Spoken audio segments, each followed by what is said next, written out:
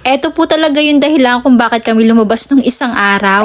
Pagkagaling nga po namin sa SM, kung natatandaan nyo, ay pumunta po kami ng hardware at ito nga po yung binili ni Papa Bernard. Naisipan niya na po lagyan ng design yung harap ng TV namin dahil wala pa nga po siya ngayon trabaho. Sasamantalahin niya daw po ang pagkakataon hanggat wala siyang gawa, ito munang bahay ang pagagandahin niya. Kahit wala tayong budget ay napao ako. Alam niyo naman ang mga nanay, basta sa pagpapaganda ng bahay, agree yan.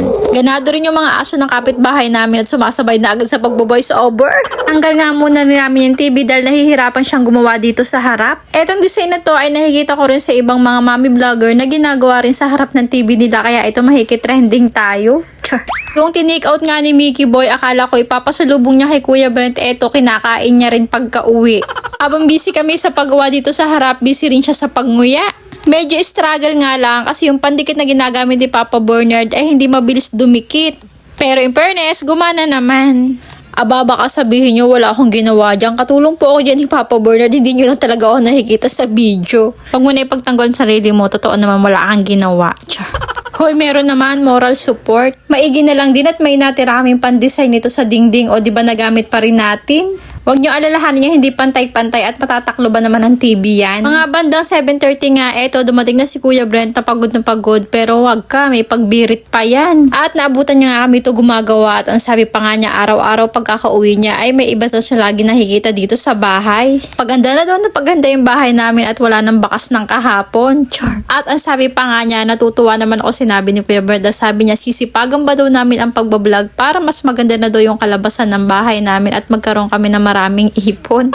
Napangiti na lang si Ina Magenda nyo at naisip ko, kahit naman sa murang edad ni Kuya Brent, nakakapag-isip na rin siya ng mga ganon. Yung tipong hindi lang mga material na bagay ang gusto niyo ipabili sa atin, kundi kung paano rin kami magiging maginhawa sa buhay, o diba? Plastic po ang material nito, pero kung sa kapal at sa kapal, ay ilalabang ko po to at parang matibay din. Nung una nga po, ang sabi ko kay Papa Bernard, sa orange shop ko na lang i-order kasi baka mas mura doon, pero mas mura pa doon sa hardware kasi nakakatawad siya. Sa hardware po kasi binili namin, doon pala talaga sila lagi nabili ng mga materyales na ginagawa nila tuwing may trabaho sila, kaya siguro nakaka-discount. Ay wow naman, hindi pa tapos pero si Ina Magenda nyo ay ngiting-ngiti na dyan. Inabot na nga po ng gutom, kaya sabi ko kay Papa Bernard magmerienda muna kami doon ng saging. Hindi po talaga ako nagpiprito ng saging na kokonti lang dahil paborito po ito ni Mickey Boy. Oops, bibitinin ko muna kayo kung ano ang kinalabasan ng harap ng TV namin dahil pupunta muna tayo sa isang bodega para bumili ng parang anong tawag dito, lamisita, ganun. Para kasing maganda kung may maliit na lamisita siya doon sa harap, tapos papatungan din natin ng computer.